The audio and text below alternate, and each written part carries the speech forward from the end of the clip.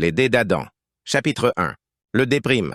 Sur jeu de plateau, il y avait un dé qui permettait après de tomber sur un chiffre entre 1 et 6. Il ne représente pour autant qu'une infime fraction des phénomènes aléatoires dans la vie, mais pour Adam, c'était sur ces 6 chances que l'amour lui a tourné le dos. Il fallait qu'il soit tombé amoureux des 6 filles qui ne l'aimaient pas. Il prit le dé du plateau et le lança. Il aurait bien voulu tomber sur 7 ou 0, mais c'était impossible. Son chagrin était irrémédiable. Ce n'était pas un chagrin d'amour, car il n'a pas encore eu la chance de découvrir ce que c'est. Il se leva, ramassa son dé pour le ranger dans la boîte. Il en avait marre de jouer à des jeux pour oublier. Il en avait marre de demander de l'affection sur les réseaux sociaux. Il était épuisé d'attendre les réponses consolantes. Il avait déjà passé plusieurs heures à regarder des séries ennuyantes. Le soleil tapait dans les volets et parvenait à rentrer par celui qui se fermait mal. Il attendait 18 heures qui était sa limite pour commencer à regarder ses contenus du soir, le même âge où il a commencé à les voir. Son appartement était peu rangé comme souvent, surtout après une fête avec des bières. Son planning était le suivant. 11 heures réveil, 11h30, s'ennuyer sur son téléphone. 13 heures bouffer, 14 heures geeker, 16 heures regarder un film ou une série, 18 heures ses contenus du soir, 21 heures bouffer, 22h30 se perdre sur YouTube, 23h30 continuer ses contenus du soir, 2 heures déprimer que personne ne lui réponde, 3 heures s'allonger et 12 heures réveil. Comme semble indiquer le planning, Adam n'a plus aucun rythme de vie et passe la majeure partie de son temps avec son déprime. Il errait de la sorte depuis plusieurs mois, depuis le moment où il devait s'isoler à cause du Covid. Et cela ne l'intéressait plus de sortir dehors. Adam avait tout essayé pour ses 6 chances. Une fois, il avait écrit une lettre d'amour, et la fille lui avait déchiré devant lui. Une autre fois, il avait offert un cadeau, et en retour, il reçut un râteau. Il a même essayé d'embrasser une fille en suivant les conseils de son ami Pierre. La fille l'avait baffé et insulté. Toutes ses défaites amoureuses lui avaient gâché sa volonté de persévérer. La 6e fille était en réalité amoureuse de lui, mais un jour, elle cassa l'écran de son téléphone. Le réparateur avait essayé de le réparer en cassant d'autres composants du téléphone. Au bout du compte, elle ne pouvait même plus récupérer ses contacts.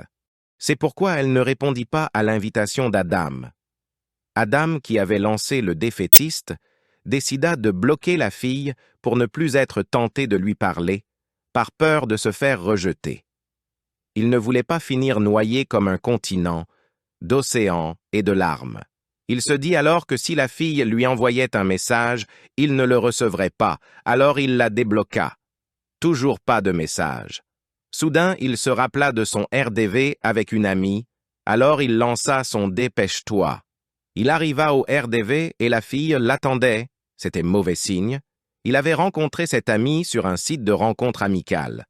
Quand elle le vit, elle fit une grimace pour faire comprendre qu'elle avait beaucoup attendu, mais Adam lui sourit et lui lança un « désolé ». La fille voulait en finir vite. Elle décida de l'ignorer. Elle but rapidement son café et dit alors « Adam, je te parle plus ».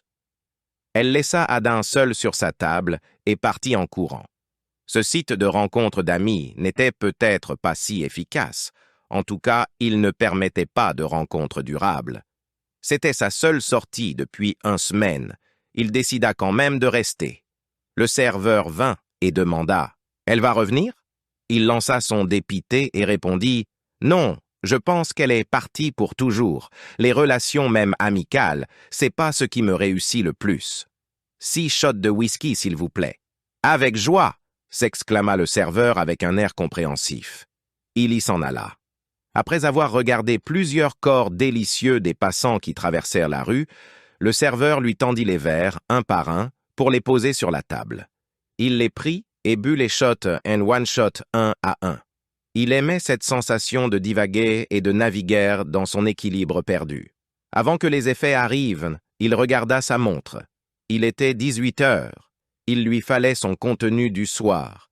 Alors il commença par regarder les passantes et finit par courir vers une passante, mais c'était un poteau. Il saignait de la tête et tomba par terre. Il avait perdu connaissance. D7. On va le perdre. Chargé à 200. Non, ne faites pas ça! Adam se leva en sursaut dans un lit d'hôpital. Heureusement pour lui, ce n'était qu'un rêve. Il ne sentait plus la peau de son visage. Sa mâchoire semblait fatiguée. Sa peau semblait déconnectée de la réalité. Une infirmière vint et dit alors « Ah, vous êtes réveillé? C'était pas malin de votre part de boire autant. » Adam regarda le joli masque de la belle infirmière et tenta de hocher la tête, mais il sentit une douleur au front. « Faudra pas trop bouger la tête, on vous a fait quelques points de suture. Normalement, ça vous fera une belle cicatrice. De quoi vous rappeler de ne plus boire autant la prochaine fois. Je vais vous donner un questionnaire et après vous pourrez partir. Vous le rendrez à l'accueil. Avez-vous d'autres questions? Bien bon rétablissement. » Adam la regarda s'en aller. Il trouvait qu'elle était plus belle de dos. Adam s'assit sur son lit en poussant sa couverture. Il était en slip.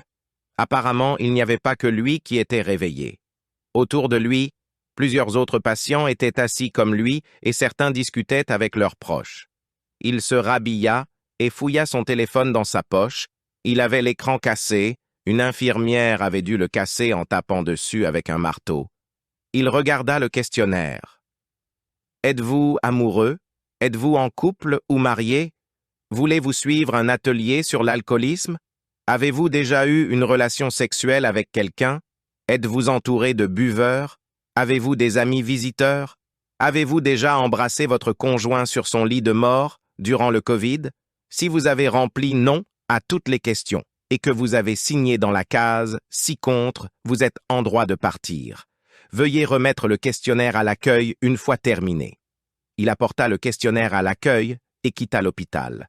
C'était l'hôpital Lariboisière, le seul hôpital du 10 arrondissement. Dans la rue, tout était pareil que la dernière fois. Une rue déserte et pas très propre. Il rentra chez lui.